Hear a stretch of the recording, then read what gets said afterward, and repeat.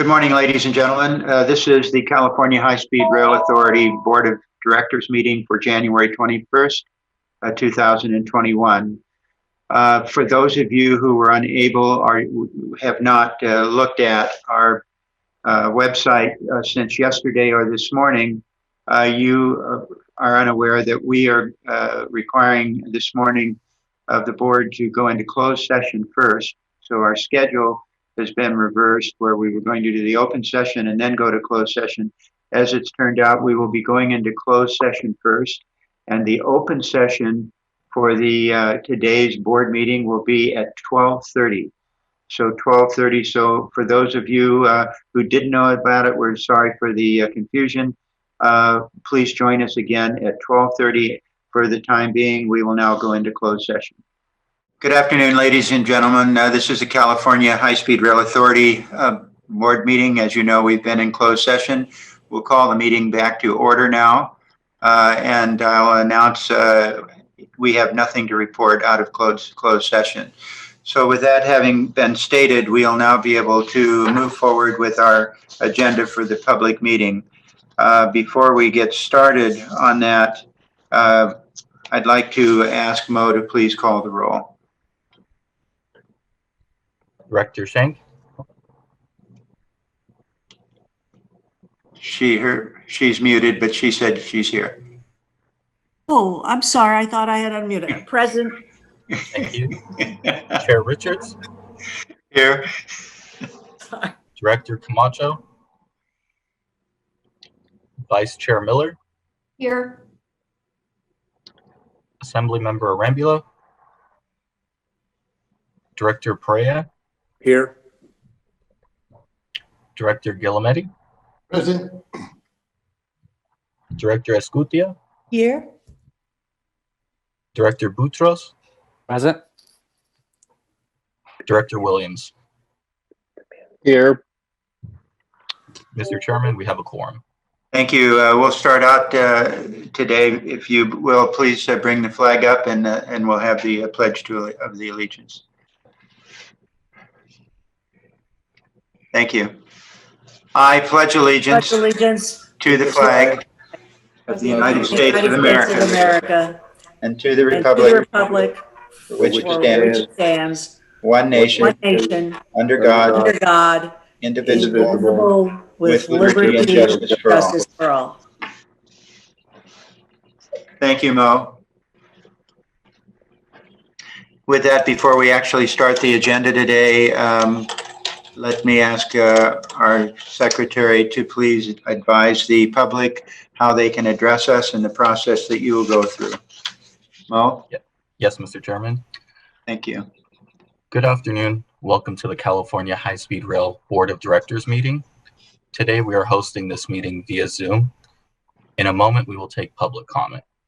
First, I would like to take this time to run through some important technical aspects of this meeting for offering public comment. If you are logged into this meeting via Zoom, please use the raise your hand feature, typically located at the bottom of your screen, so that I can call on you to provide your comment. If you're dialing in by phone, pressing *9 will raise your hand and put you into our queue. Speakers will be called in the order that their hand is raised. Once you've been in the queue and your name is called in the web meeting, please click the prompt on your screen to allow your microphone to be unmuted. On the phone, we will call on you by the last 4 digits of your phone number. At that point, you'll hear a message that you are being unmuted. Once unmuted, it will be your turn to speak. Please slowly and clearly say and spell your first and last name, and if applicable, state the organization you represent. After your introduction, each speaker is allotted 2 minutes to provide comments.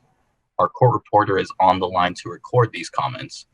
If they need you to spell or repeat something, they may interject.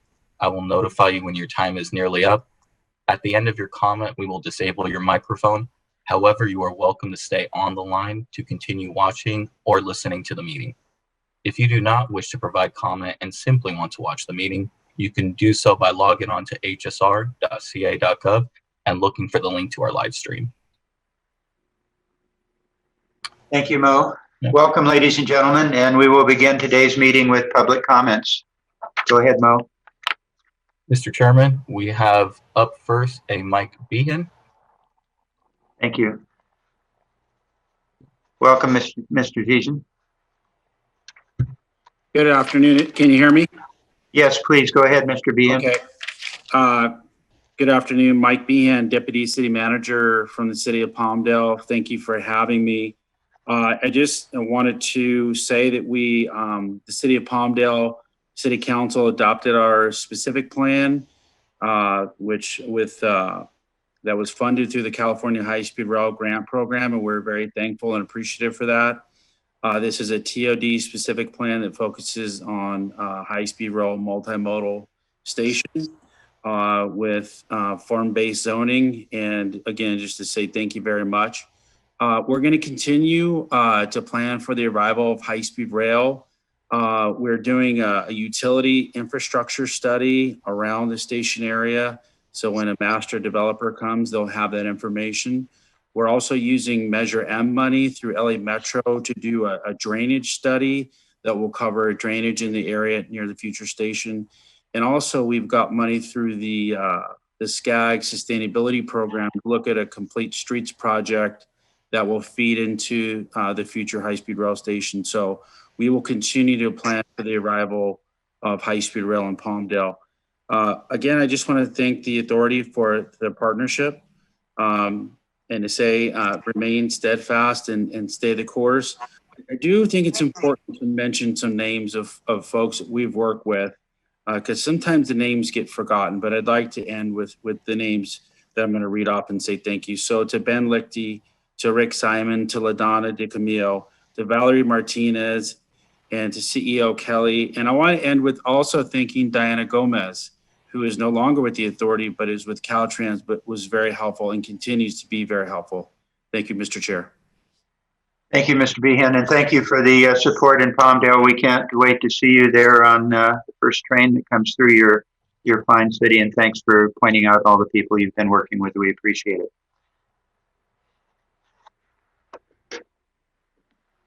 Mr. Chairman, we have a Roland next. Hello, Roland. Hello again, Mr. Chair, and I'd like to echo the comment I made earlier. So first of all, I just sent you an email. The link to this meeting is missing from the amended agenda, so I guess it was the same as the link in the original agenda. The thing I do want to bring to your attention, though, is that the scheduling of these meetings on a Thursday is an issue here in the South Bay. Actually, I just got off of a VTA meeting. And I would also like to remind you that Mayor Liccardo, through the Metropolitan Transportation Commission, has essentially lined up $7 billion for between San Jose and Gilroy for this project. And I want the authority to be aware of this and somehow be a little bit more flexible with the way we conduct our meetings in the North. And obviously, we're very interested with what's going on in Central Valley. Thank you very much. Thank you, Roland. And Mr. Secretary, would you please note that the Honorable Dr. Joaquin Arambula has joined us. Will do, Mr. Chairman. Thank you.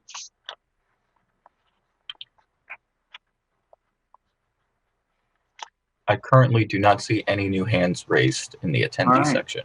Okay, thank you very much.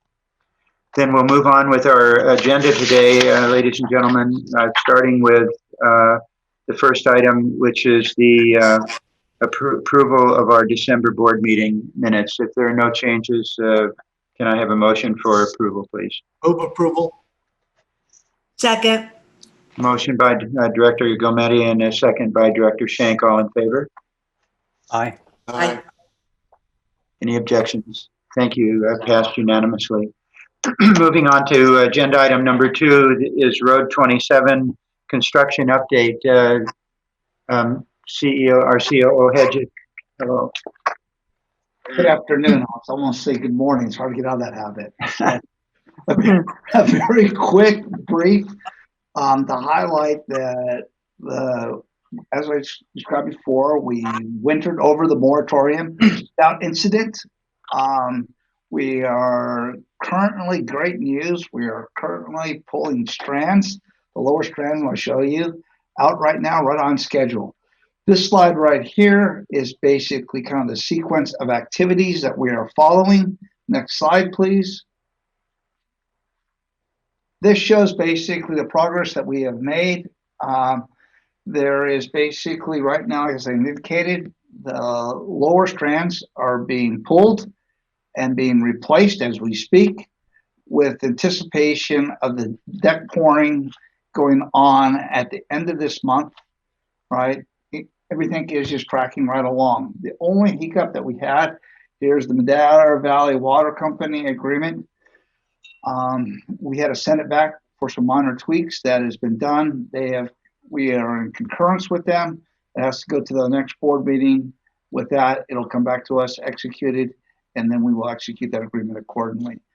Everything is on schedule for construction to complete and open Bridge 27 in the summer, as I described before. Next slide, please. When I anticipated here, I told you these are the strands right now as we speak. The 3 lower strands in the girders, the ones that have been breaking, are all coming out and being replaced, right? As they're being replaced, okay, at the end of the replacement, we will come back and dust them with corrosion inhibitor as in to make sure that they're protected, and we'll stand ready for the deck on top of the girders. At that time, we'll come back in and then place the last 2 strands in each of the girders, right, and complete the project. Next slide, please. This is just basically to remind everybody that the authority has basically full-time on-site quality control, watching every move the contractor is making. And that wraps up the brief. Any questions? Any questions for Joe? We have none. Thank you very much, Yeah, Joe. I do. I'm Yes, go sorry. ahead, Director Shank. I've got, Mo, does someone keep putting me on mute, or I'm such a techno idiot. I don't know. It always seems to go on mute. I didn't realize it. Anyway, Joe, again, this is from my not being in the construction business, not being in, any of this as a way of background, just common sense. Why wasn't any of this done to begin with? I mean, you're talking about spraying, rust preventive. You're talking about, I don't understand why we didn't do that from the get-go. They were. The issue was that we had water intrusion through the vent tubes. That water defeated the corrosion inhibitor. Now, what should not have happened is those strands should not have been exposed for as long as they were exposed. That was the issue. Okay. All this, I will acknowledge, all this was correctable. The contractors assume full responsibility for the correction of these actions. All right, thank you. Any other questions, Lynn? No, thanks. Okay, all right. I have a question. Yes, Mr. yes, Chair. Andre? Joe, you're talking about dusting the strands and then going towards the deck and pouring the deck and coming back and putting the other strands in and dusting them. What's the duration of the strands remaining in the girders without any grout around them? Every 10 days, they have to be redusted. Yes. So how long will they remain ungrouted? It would be the lower strands is as soon as we get the deck on, get the upper end, so less than 30 days at maximum. So you're talking about at least 3 cycles of corrosion inhibitor applications in the process? A maximum of 3. A maximum of 30 days, right? A maximum of 3. I gave you the worst case scenario. I would really stress that the quality control and quality assurance be extra on this application, so we don't end up in the same situation again. Absolutely. We've also too verified that we have determined the sources of the water intrusion and have them sealed. And that was verified when we blew the tubes out, when we removed the strands. We did not get any water out, any vents. Thank you, Director Boutros. Director Shkusha? Yes, I just want to make sure, Joe, are there any other bridges that we are dealing with that have the same situation? Not in terms of corrosion, but I'm just basically trying to anticipate future problems. And what are we doing to manage that? There is future bridges, and what we're going to do is we're applying the same rigid standard right now of oversight and quality control, and making sure that one of the things that we have is that when we start these bridges, they are completed without delay. That's the biggest issue. I did not want, Andre is absolutely correct in the sense you want to minimize the exposure of those strands. You want to get them in grout as soon as you can. Now, anticipating, winter storms, what is it that we are doing in anticipation of this bad weather that eventually is going to hit us here in California? It's not going to be 75 degrees like it is right now in Southern California. So in terms of the rains, which obviously this would cause this problem to begin with, what are we doing to make sure that this does not happen again, either in this current bridges or others that we have down there in the pipeline? As I indicated before, one of the things that was part of the winterization plan was to verify that we found the sources of water intrusion. We clearly have identified those sources of water intrusion. We have even tested for them to make sure that there's no further leakage going into the grout tubes.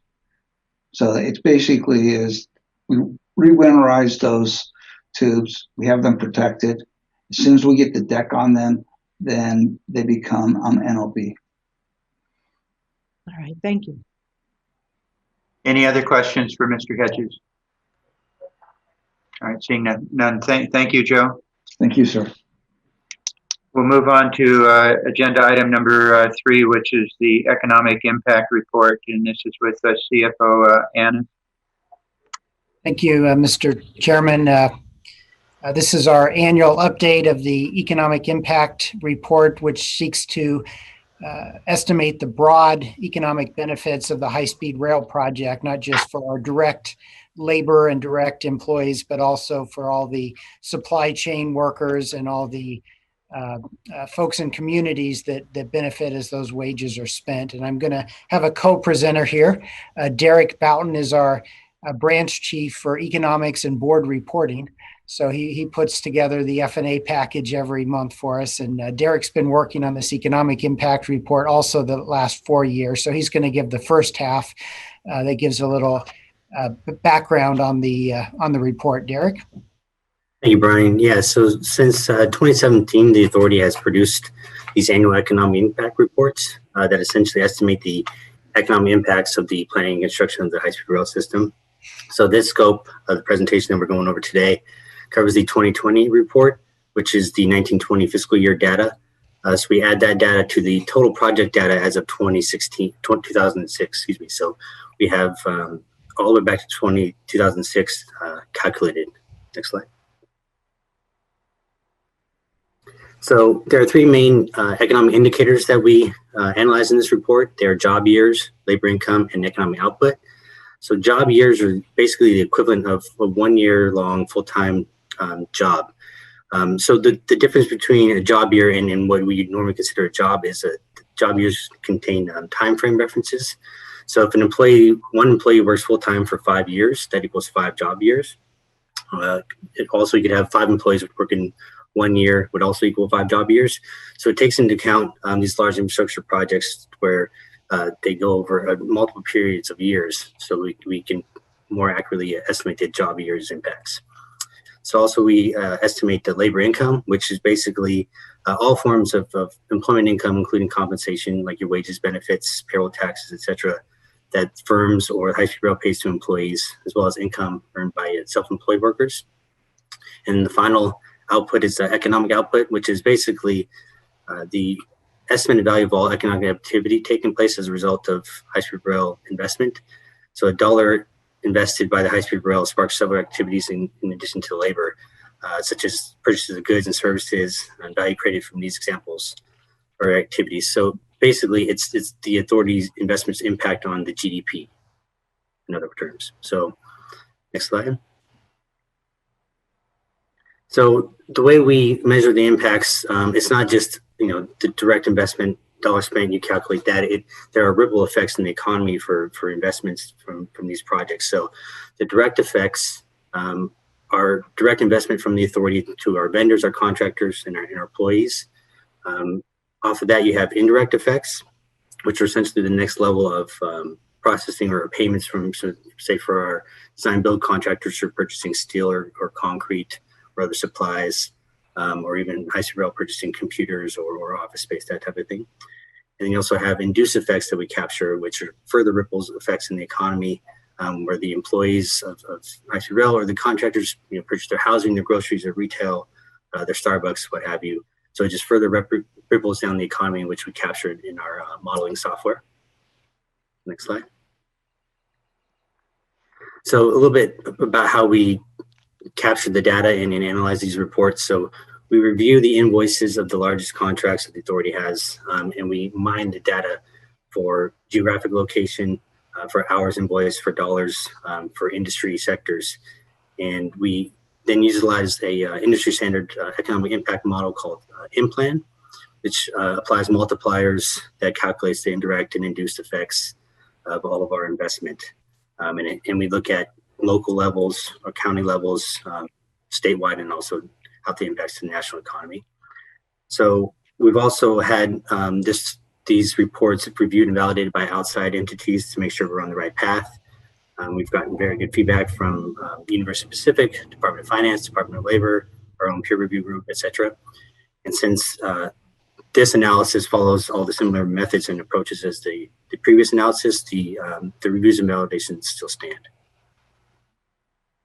Next slide. Thank you, Derek. And I was going to take over on the data piece of this. Happy to report that the 1920 fiscal year was a record-breaking year for all of these major indicators. And it really starts with the level of capital expenditures, mostly the construction expenditures on the project. The fiscal year 1920 expenditures were $1.5 billion. And as this chart indicates, that's a record-breaking year for project expenditures over the life of the project from 2006 through the fiscal year 1920. Total capital expenditures were $7.2 billion. Next slide.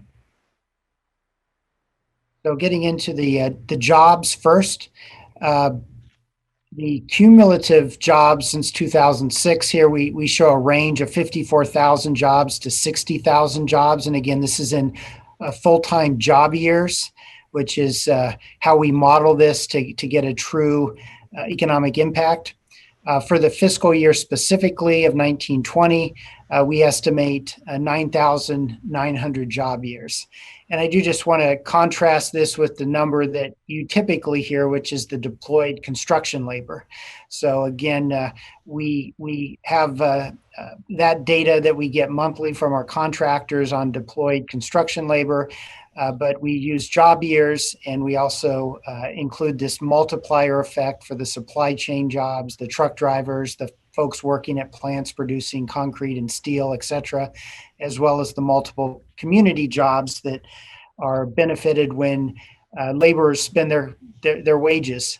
And so, of course, that's restaurants, that's housing production, that's even local government services, as these laborers spend their dollars on sales tax goods, and that helps support schools, police, fire, all those things. Next slide. So this is just indicating, again, a record-breaking year for job years produced from the high-speed rail project. Again, 9,900 jobs is the highest of any year on record for this study. And again, our total cumulatively is 60,000 job years. Next slide. Labor income. These are the wages paid, and cumulatively, it's estimated at 3.9 to 4.4 billion. And the 2020 estimate fiscal year alone was 780 million. And on the next slide, again, we're demonstrating that's a record-breaking year for wages paid. Next slide. The third one here is economic output, or our equivalent of the high-speed rail project's GDP. And you see it's upwards of $11.4 billion. And this also illustrates the multiplier effect. We've spent, as I previously mentioned, $7.2 billion on the capital program. But through the multiplier effect of dollars getting spent multiple times in the economy, it produces a total economic impact of $11.4 billion. The fiscal year alone for 1920 was $2.2 billion in economic output. Next slide. Again, another timeline here just to show a record-breaking year for the economic output. Next slide. And this is where we break down the expenditure by 4 major regions in California. And this certainly illustrates the broad-based benefit of the high-speed rail program. Of course, the most jobs and economic output is in the San Joaquin Valley, where the project's under construction. But you do see significant economic benefits in the Bay Area, Southern California, and Sacramento, where many of our contractors are located. Of course, a lot of the environmental work is going on in those regions with people in those regions as well. So you see the economic development is very widespread. Next slide. To wrap up, the benefits of high-speed rail are very large. We tried to find a similar project, but on our quick look across the nation, we've so far been able to find a single project that's spending at this pace and having this level of economic impact. The authority does support thousands of jobs across all functions. We mention here the ones that are more direct nexus to high-speed rail of planning, environmental clearance, engineering, and construction labor. But again, there's many people that benefit from the program that don't realize it, and that's the services and retail in the local communities that also see a boost when their area wage income goes up. Over half of the project's investments occurred in designated disadvantaged communities. And of course, the authority further supports equity through job training programs like the program in Selma to see more of those jobs created locally and again broaden the benefit in an equitable way so communities can broadly benefit from the program. The Central Valley region alone, again, hardest hit by the last recession. There's been 4.5 billion in economic activity in that area. And we looked at the unemployment rate for Fresno County at the height of the Great Recession of about a decade ago. Unemployment was as high as 17%. Before COVID in 2019, the unemployment had fallen to 7%. So glad to be part of that recovery in that area. Of course, that being one of the largest purposes of the ARA grant from the federal government to spur economic activity and help the economy recover. Next slide. That wraps up the presentation. We do have some supplemental information in addition to what's in the board package. We do post a technical report that provides more details on the process and outlines the findings in a bit more detail as well. Thank you. Thank you, Brian. Do any of my colleagues have questions or comments for Mr. Annis? Well, all I would say is this is what we have talked about every year and what this project can do in the near term for the communities and areas of California that it's impacting the greatest, which obviously is where the construction is. But it certainly bodes well for other parts of California who have, without question, needs very similar to this community and the Central Valley as construction moves its way both up towards the Bay Area and down towards Southern California. So make sure it's right on the front of our website, if you would. All right. Thank you, Brian. Okay, the business plan update, CEO Kelly. Hi, Brian. Thank you, Mr. Chairman and members. At each of our last 3 or 4 board meetings, I've provided an update on where we are on the development of the business plan. I'm going to provide another one here. Here today, I'm going to provide a little bit more detail on some of the things that will frame the business plan. We were asked to take some actions and look at some analysis from others that are getting into the completion stage. And so I'm going to update those a little bit to the board here, talk about the kinds of things that you'll be seeing in the business plan. I want to start with schedule, if I could, which I think is really important, and I think as all the board members appreciate. The business plan schedule has been quite unique this year. One of the themes you're going to hear in the business plan is how the COVID-19 pandemic has affected us, and one of the key ways it's affected us is our adoption of the business plan. Remember that we had put out a draft in February of 2020. That was to be on normal schedule, finalized by May 1st, and then of course in March, COVID-19 struck, and so we pushed this back almost a full year now on the adoption of the 2020 business plan. So under the current agreement, we have a revised draft due, a revised draft that we will release publicly on February 9th. That is our next scheduled hearing. We will be briefing the board well in advance about what's coming on that before the February 9th board meeting. That will kick off a 30-day public review of the draft document. Public comment period will close roughly in the middle of March. And I would expect that we would see legislative oversight hearings or other oversight hearings, other public comment opportunities on the draft plan that's put out in February. The board will have an opportunity to consider that public comment and make any directions to the staff on how to amend the plan. And of course, the final business plan is due to the legislature no later than April 15th this year. So that is our current schedule. Next slide, please.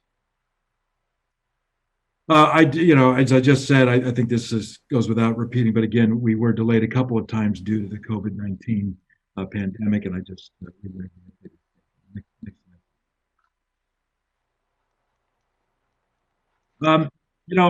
The business plan is going to talk a little bit about how COVID-19 has impacted us, and this is just a chart to show where we've had sort of the peak impacts from the COVID-19 virus. You see in May, just after the virus hit us, is we had a bit of a spike on number of employees that had to be quarantined at certain times. That does have an impact on the production of work that we do. Again, on July 10th, we essentially to shut down the Selma site office. There were 91 individuals were quarantined.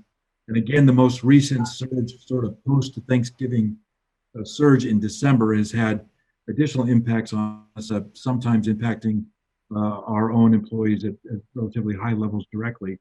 And so these are the three sort of areas over the time frame where we've had the greatest direct impact from the virus. Next slide, please. We now understand more some of the specific details and impacts from the COVID-19 on our work and on our operations from the virus. And to date, we've lost about 104 days of what we call person days of work. We've quarantined nearly 250 employees, about 244 to date. Our 2020 year revenue loss from cap and trade is $288 million. And that may be money, the way the cap and trade auctions work. We expect that we'll see that revenue return over time. But again, in terms of our calendar year or fiscal year 2020 impacts, it's significant versus what we would have gotten under normal auction circumstances. And so that's a significant hit to cash flow purposes, if nothing else. Our environmental schedules were extended on 4 different project sections where we laid out new draft documents this year. We provided additional time for public comment on those, which led to more comments than normal coming in. It also required us, by extending those times, it did require us to resequence when federal review for some of the documents can occur. So there were some delays certainly tied to our environmental schedules, tied to this pandemic. Of course, we've been out on a procurement for tracking systems for some time. At the beginning of the pandemic, both potential bidders asked for some additional time to assess markets and figure out what they need to do and can do before preparing a bid. There's an opportunity and a request that they also they've got to do site visits and other things that became more complicated during the COVID-19 experience. And so these are just, again, a couple of ways across the board we've been impacted by COVID. Then, of course, right-of-way acquisition, which is something that we are always working on when local courthouses had delays in their schedule or had to close a period of time. Some processes that took only a number of days turned into a number of weeks. And so these are things that we've just had to deal with during the impacts of the virus. And it's worth mentioning here that, there's no transit agency in California that's been spared from the impacts of COVID-19. For operators, it mostly has hit them on the ridership side, which of course gets to their bottom line and their operating dollars. We are getting some relief from that from the federal government. While we don't have operations, we do have impacts on the work we do. But the next slide is intended to show that notwithstanding these impacts, we've still been able to advance the work, and I think that's really important. Let's go to the next slide. Again, these impacts have made our schedule more challenging. It's made the work more difficult. And, the authority has had to adjust the way we do business, to make sure we get the business done. But we've done that. And what this reflects is continued progress by matrix after matrix on how we've advanced the work since the end of 2018. This chart reflects where we were in December of 2018 versus where we are in December of 2020. And as you can see, the construction jobs have doubled. The number of structures that are either completed or in construction have nearly tripled.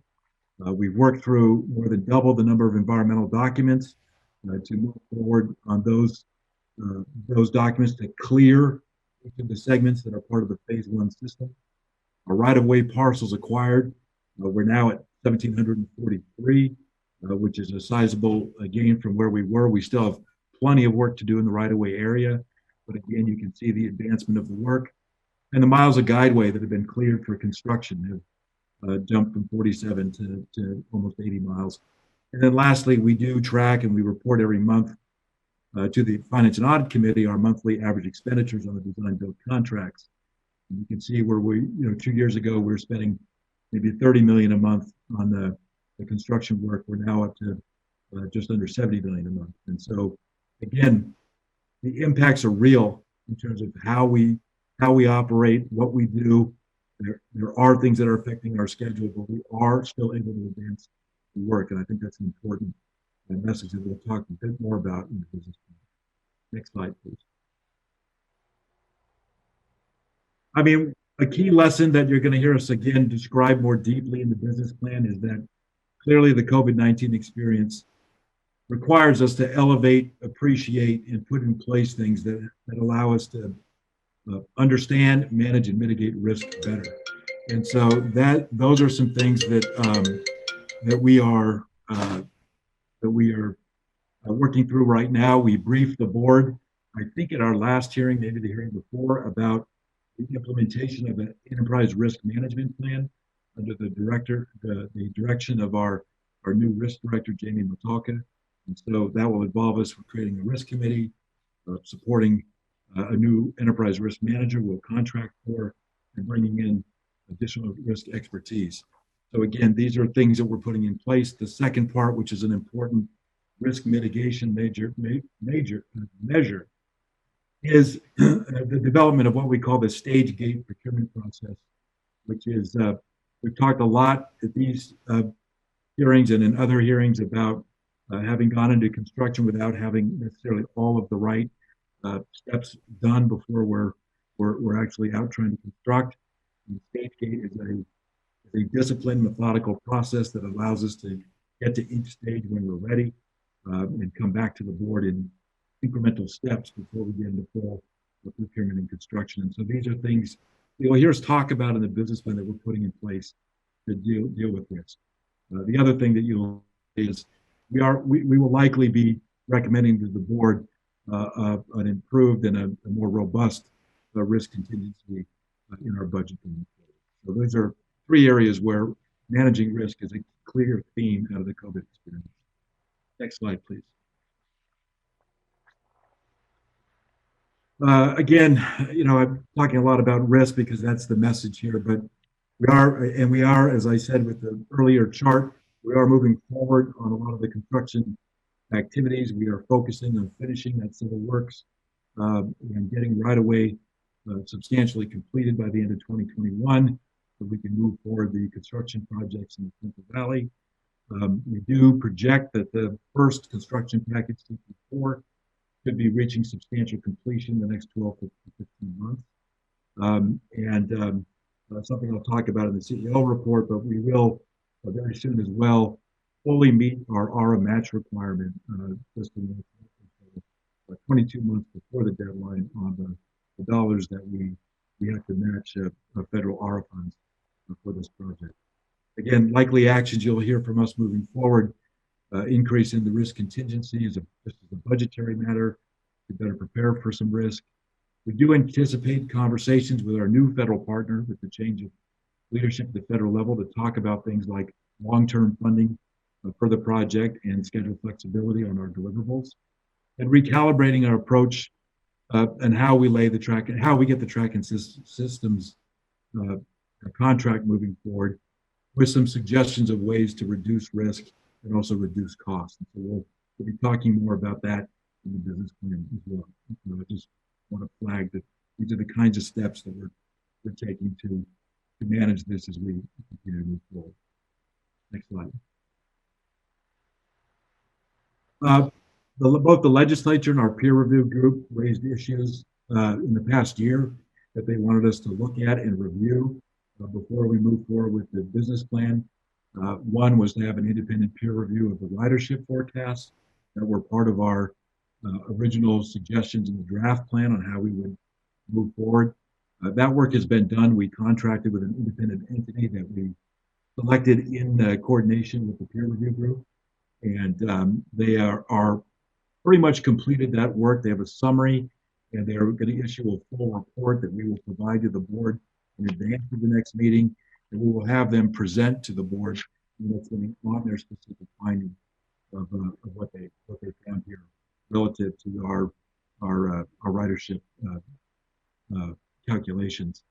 There was a suggestion as a risk mitigation matter from the PRG that we enter a memorandum of understanding between us, Transportation Agency, and the San Joaquin Joint Powers Authority for interim service roles and responsibilities. This is a way where we identify who will do what and how certain costs will be covered of any interim service in place. I've shared with the board members a copy of that draft MOU, which we have put into place with CalSTA and SJJPA. And there were questions raised by the legislature on whether our interim service business model, as it relates to Prop 1A, whether it is permissible under what's called the operating subsidy prohibitions in 1A. Our legal team worked closely with folks from the Attorney General's office and others, and we believe the business model that we've articulated there does not violate the prohibitions of an operating subsidy for the Prop 1A purposes. So these are, again, some things that we'll be talking about and laying out the argument for the context of the business plan. Next slide. Again, on the ridership review issue, I mentioned a peer review, an independent group has looked at this. They're going to provide a review and a presentation to the board next week, on February 9th at our next hearing. As we talk about the business plan, I can say that they have identified no fatal flaws, certainly in the work performed by our early train operator on those early ridership numbers. They are within the range of reasonableness for travel time and frequency. And they concurred that the interim study results of how we obtain the highest forecast gain for the dollars that we have, they affirmed the general conclusions of the EPO. But again, I want to let the independent entity describe that for the board. They have a full report on this that we will release and provide the board with a briefing at the next time. Next slide. Again, not to go into too much detail here, but again, we did also taking a recommendation from the peer review group. We've entered the very high level MOU with the Transportation Agency, the San Joaquin Joint Powers Authority, and ourselves on lining up who has what role and responsibility for any interim service that we would put into place, how certain costs will be covered in that. And again, that MOU has been provided to the board, and we'll talk more about this in the context of the broader business plan. Next slide. Bottom line, that again, I think you're going to hear us talk about the studies and the efforts that we've done here do reaffirm some value in the Merced to Bakersfield service proposal.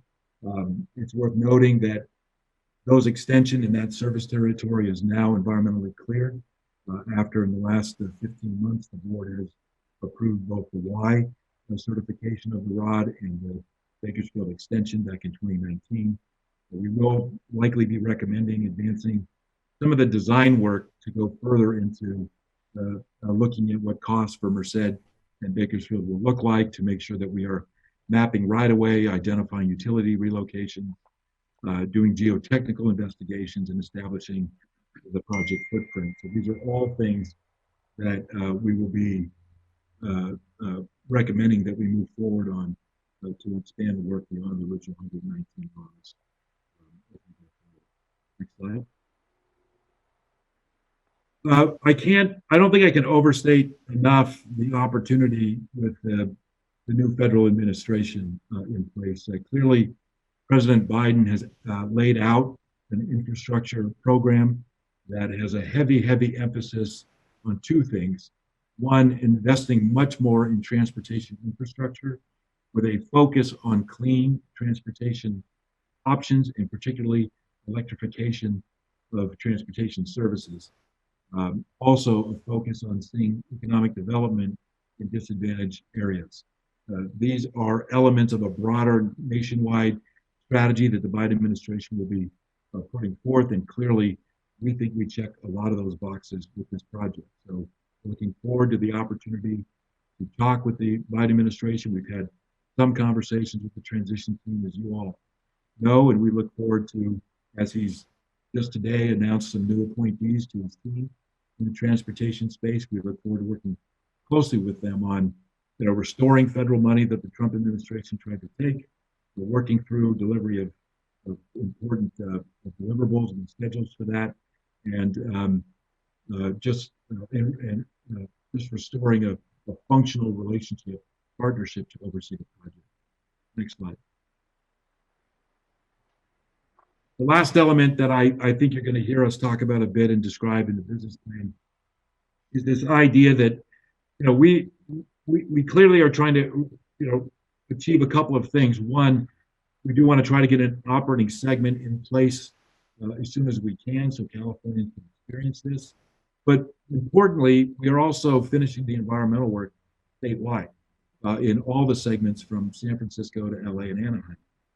In fact, you'll hear me say in the CEO report momentarily that the next two environmental documents we will bring to the board to clear are really our entree into Los Angeles County and our entree into the city of Los Angeles. Will be the next two environmental documents that you will see for ROD certification.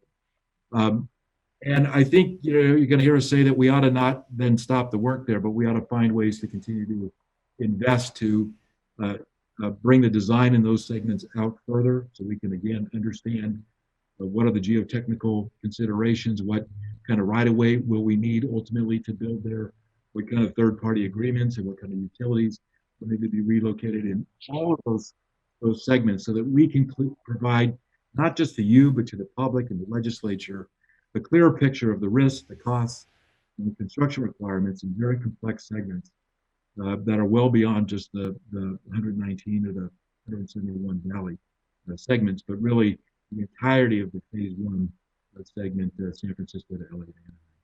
So these are things that, again, I think you're going to hear us recommend in the draft plan, concepts we want to discuss, and we will present this more formally on the February 9th hearing, and in the week ahead, we'll certainly be briefing on these issues directly to the board.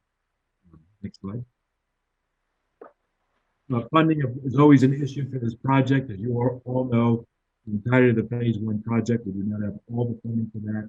The business plan will update our funding forecast through 2030 with cap and trade and the remainder of our Prop 1A dollars. And we'll also this year be seeking the appropriation for the remaining Prop 1A funds as part of the 2021 Budget Act so we can continue the work we have underway in the Central Valley. It's important that those dollars are released so we can continue the construction in the valley to keep people employed and expand economic development benefits of the project. And so that's in sum and substance kind of the things that we're looking at as we get to a business plan draft that the board will see. I want to remind everybody it's a draft. There will be a 30-day public comment oversight period, opportunity for the board to review, make changes, tell us what's good, what's bad, and head to a final adoption. And with that, I'm happy to. Thank you, Brian.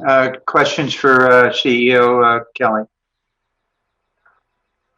Yes, Director Skusha?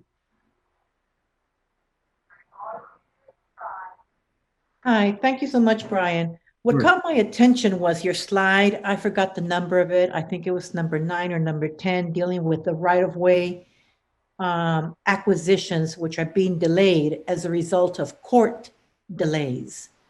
The question that I have is, well, first of all, what is the nature of that right-of-way litigation that is being subjected to this court intervention? The short of it is, it's not such an intervention. The right-of-way process, when you go to full condemnation, unless we've gone through a negotiation and administrative settlement of right-of-way properties, goes all the way to the courts for the valuation of the property. And the point that we're making here is sometimes that court proceeding on the valuation is a relatively short process, a couple of days. But what happened as a result of particularly at the peak of the COVID-19 pandemic, courthouses either shut down or greatly restricted their hours. And as a result of that, and they also prioritized, for example, criminal over civil proceedings. And they prioritized. So as a result of that, we saw some delay in our ability to work through process points. No, I understand that. And also, even before COVID, a lot of courthouses were closed down as a result of budget considerations. So I understand that. So the question that I have is the following. Yeah. And I'm not an expert, so please excuse my ignorance. But in reading all these newspaper articles about these change orders and the reasons why change orders come before the High-Speed Rail Authority, some of them, from what I have read, come as a result of delays. Yes. that were caused by the right-of-way stuff not being quite just yet ready. But yet, to me, a delay caused by the court is not our fault. It's not the fault of the High-Speed Rail Authority. So my question is the clock still ticking in the sense of, are these construction project managers, are they going to issue a change order as a result of these right-of-way not being decided by the courts? Because that's not fair, because that's not our fault. Yeah, let me separate the court issue for just a moment on the process of the right-of-way and the delay impacts. I've over weeks and months and years now, I've suggested as a way to demystify why we've had cost and schedule issues is the price we paid for going to what I would call going to construction at risk, which meant when the authority, and for good reasons, I mean, when the authority first got federal money to start construction in the valley, that federal money came with a specific deadline by which they had to spend that federal money.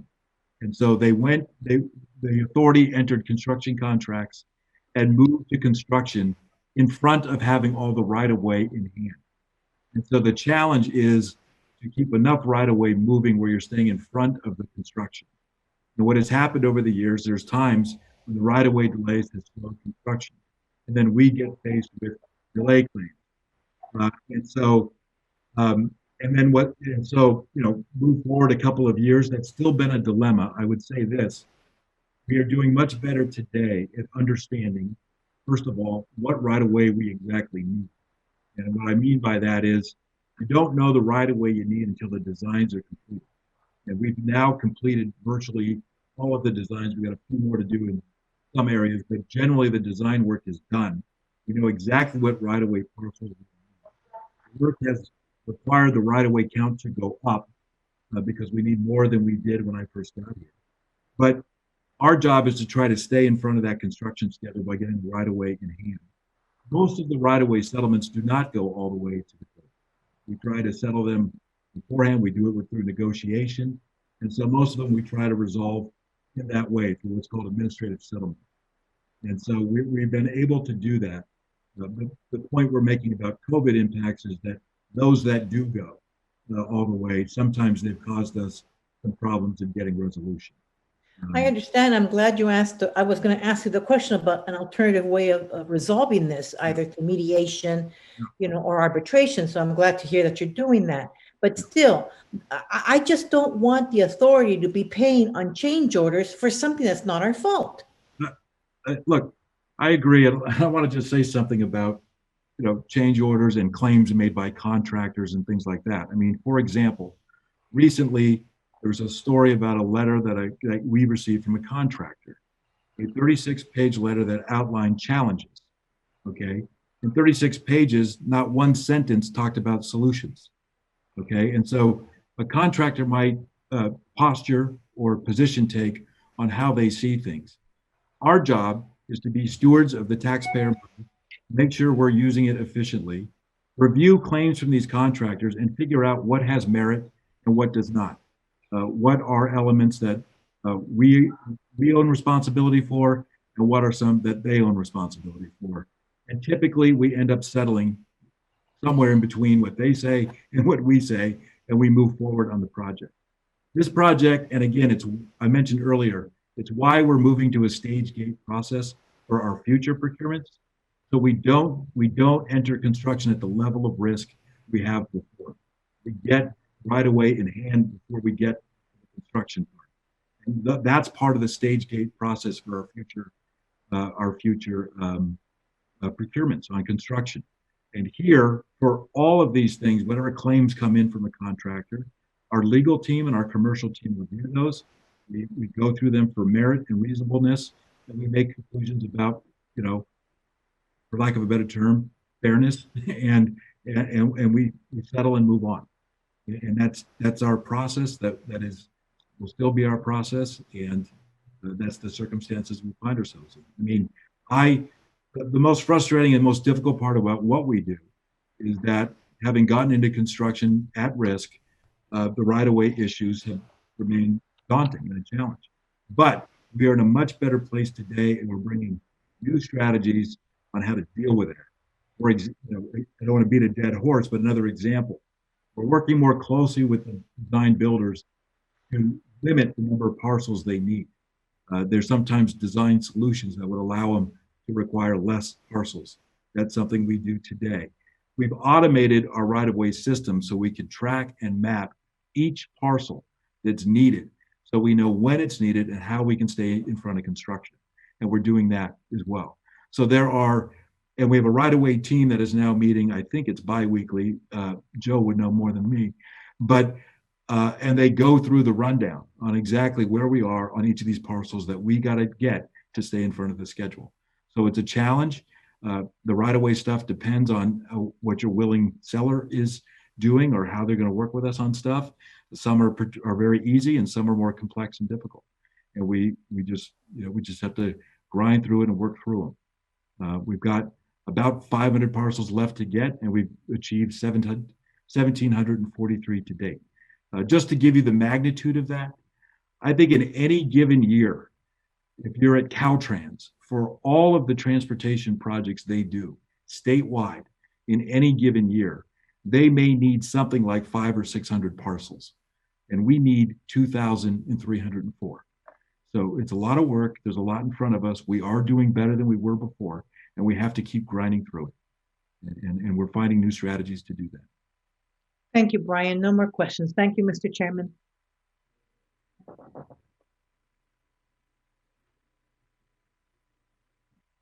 we lose Tom? Sorry, I muted.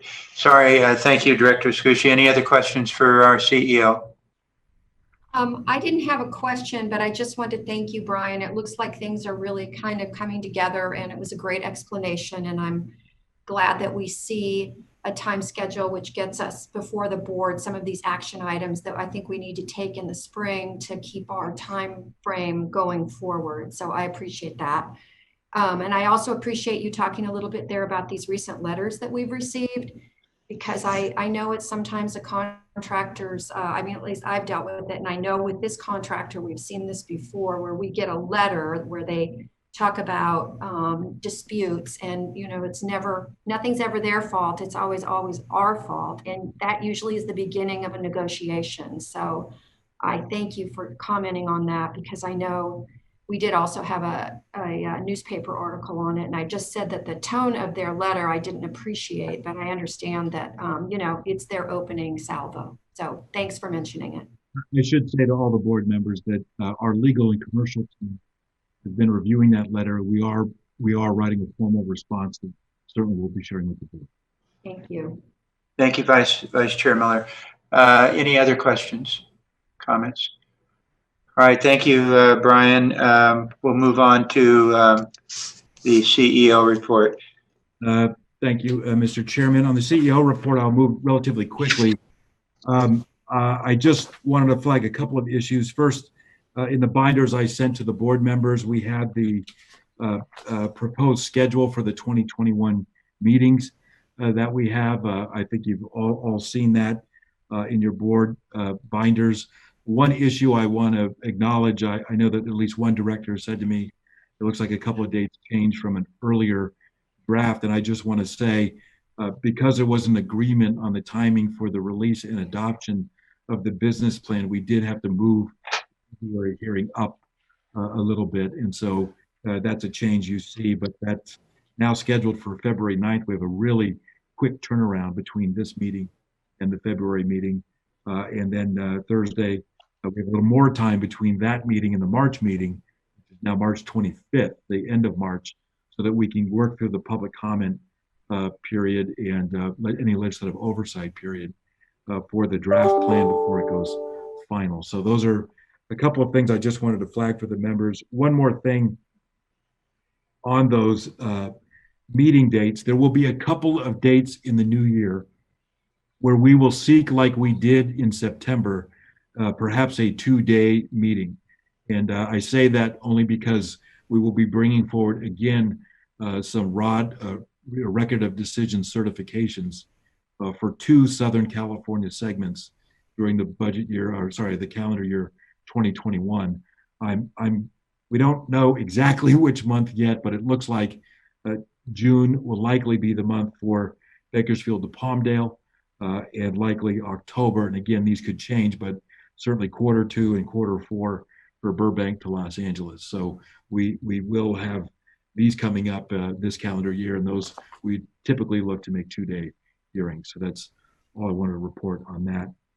I think because I've laid out that schedule, I also wanted to inform the board of some look ahead issues in 2021 that I want you to make sure you're mindful of.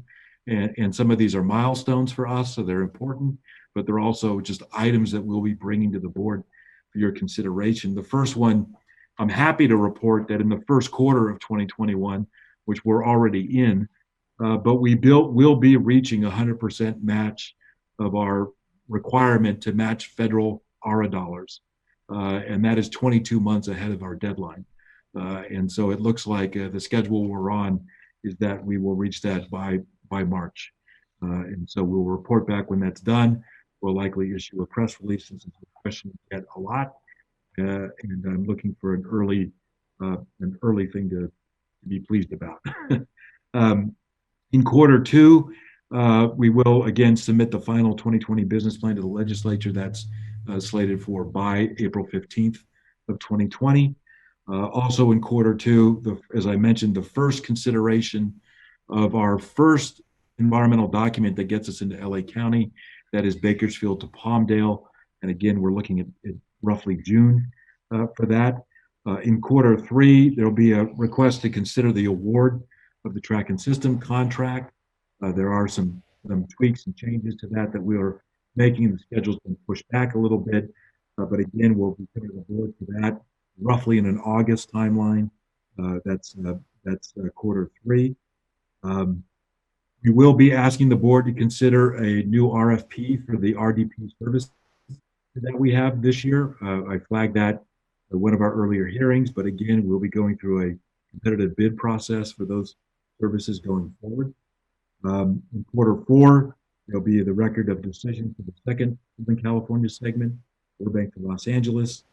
And just as a milestone matter, when you look at where we are today, that chart that I had in the earlier document showed that we've got 55 of 93 structures underway right now, and about 79 miles of 119 miles underway right now. And we're proposing that by the end of 2021, Q4, we'll be at 83 of 93 structures and 106 of the 119 miles of guideway. So these are just things that I think you can look forward to in the year ahead. And again, shortly after that, the substantial completion of the first CP in the Central Valley.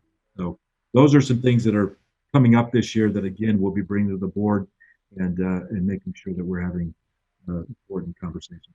Yes, Director Shank? Thank you. Great report. Thank you. And thanks for giving us some things to look forward to. Brian, do you have a guesstimate now which of those meetings might be a 2-day meeting so we can at least pencil it in? Sure, you can pencil it in. I do want to say it's a guesstimate. It could change, but my look at it right now is looking at June and October. I'm sorry, when? The June meeting. June. Okay, thank you. And October. June and October. Okay, because we have 2 environmental documents. Okay. Oh, okay. Okay, so, sorry, Andre? Yeah, Brian, if you don't mind, would you have the schedule include those 2 dates just as a tentative and resend it so we can just nail it on the calendar? Thank you. Will do. Thanks. Yes. Director Perea? Yeah, thank you, Mr. Chairman. Brian, just a quick question. First, well, let me first thank you for that previous update on the business plan. That's good news. And just a quick question. A property management company that we have is called Overland Pacific. When, and I don't need the answer today, you probably have to check into it, but could you let us know when that contract expires and when it'll be coming back to the board for review? Yeah, I will. I can tell you that that contract is part of a group of contracts that are all in the right-of-way area, and they're slated to expire at the end of February. I will also tell you, and this is something we can talk about outside here, but we are looking to extend some of those to get work done. And so we can talk about that offline. Okay, thank you. Thank you. Any other questions for Brian? Mr. Chairman? Yes. Sorry, I have 2 more things on the. Sure. Once, very quick, again, I included it in the binder to the members, but I just want to call your attention to, we did execute a very high-level MOU with the city of Anaheim. There has been some question about where we were intending to terminate our service at our southernmost point there in Anaheim. And of course, they just recently built and opened their transit center, the Anaheim Regional Transportation Intermodal Center, Arctic. And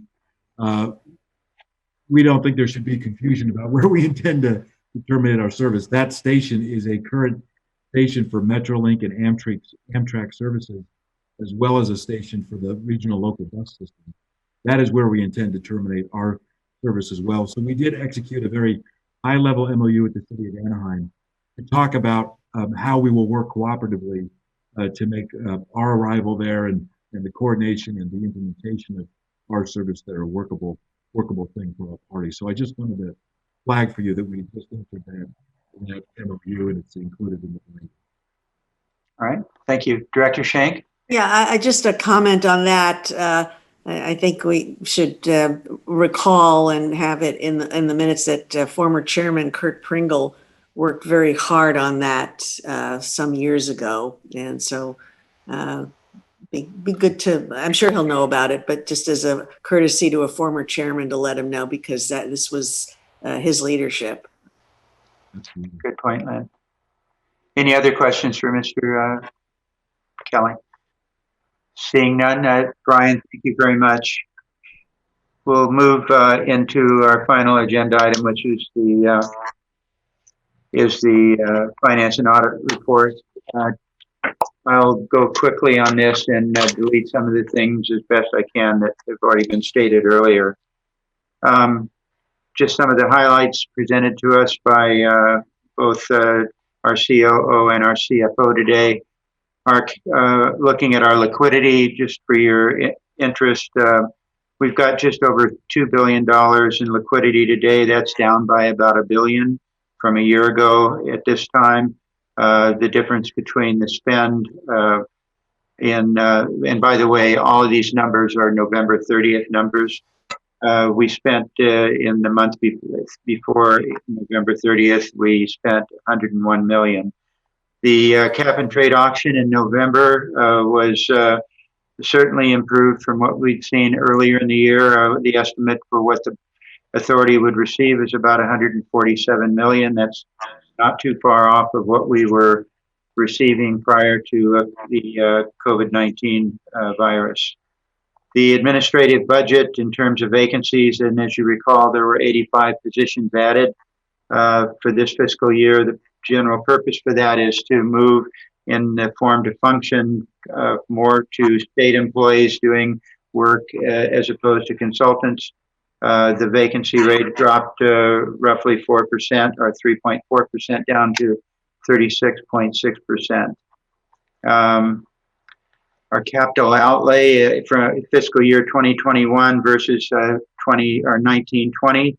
As you know, our budget for the 2021 budget was increased by $648 million to $2,903,000. The expenditures to date are about $94 million over October, which was 30 days before the date that we are reporting now, but about $52 million lower than it was year to date in November of 19. With regards to construction package expenditures, the total expended in November was $81.7 million. The design build expenditures, which are pretty much directly construction, was about $54.3 million. If you look at CP 1, 2, 3, and 4, we have expended about just over 60% of each of the contracts for those three construction packages. It remains pretty constant. Our spend for construction is about 75% of total expenditures, and our spend for administration is 2%.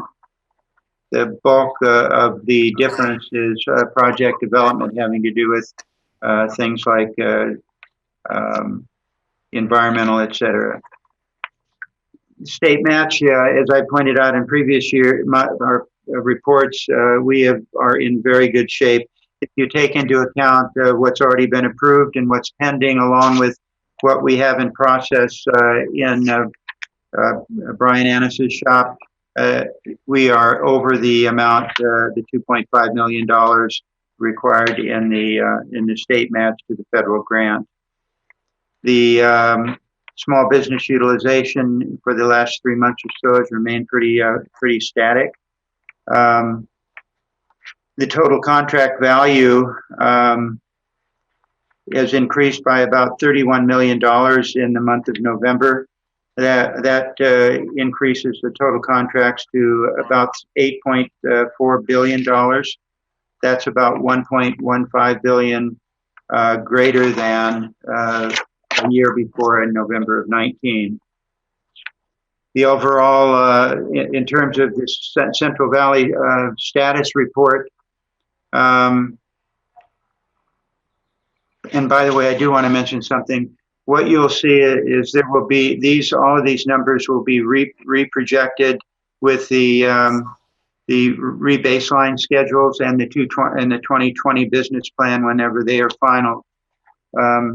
So you'll see some adjustments then. We at F&A do not know what those adjustments will be at this time. To complete the ARA grant, which is to work for 119 miles, the total contract value is estimated to be at 5.7 billion. The actual invoice to date is just over 3 billion. The current actual contract amount is about 4.966 billion. So the difference between that and the 5.7 I mentioned at the outset is among other things, but estimates of the track and systems. Expense to date is about 61.4%, and change orders for the month of November totaled about 27 million, mostly having to do with change in scope. With regards to construction underway for the 119 miles, the guideway increased in terms of being either under construction or completed, increased by 1 mile to 79 miles of the 119, and the number of structures that have to be constructed are 55 are under construction or underway. The total for the 119 miles is 93 structures. The 55 represents 5 structures increased from the previous month's reporting. It's the third or fourth month in a row now that we've averaged more than 1,000 workers on the construction sites in the Central Valley daily.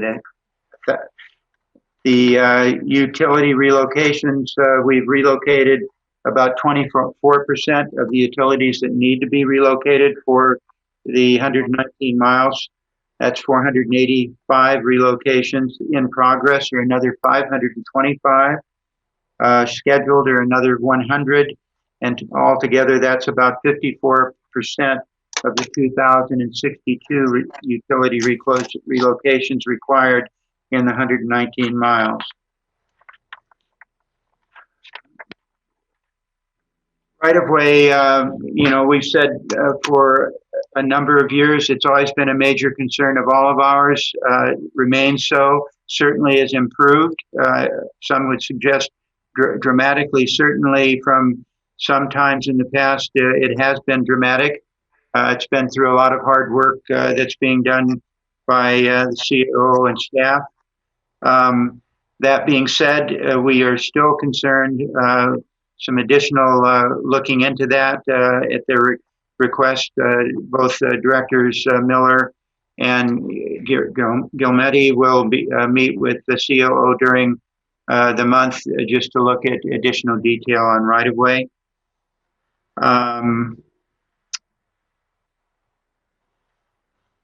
And I think just to make a statement, it's somewhat of a repeat from what Brian said, but what we have delivered thus far is about what we thought early on before we had detailed design that we would need for the entire 119 miles.